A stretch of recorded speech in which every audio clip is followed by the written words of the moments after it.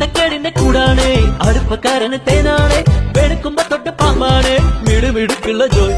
പണിക്ക് ചെന്നതിൽ പിറ്റേന്ന് ഉടക്ക് വേലകൾ കാട്ടിയിട്ട് കണക്ക് തെറ്റിയ റോക്കറ്റായി തിരിച്ചു പോരണ ജോയ് ഇവനെന്തിന് പോന്നോനാ പല നമ്പരുമുള്ളോനാ പണി എന്തിന് പോയാലും എടി കൊണ്ടുവരുന്നോനാ വെള്ളം തളിക്കാനും വെള്ളം തളിക്കാനും വെള്ളം തളിക്കാനും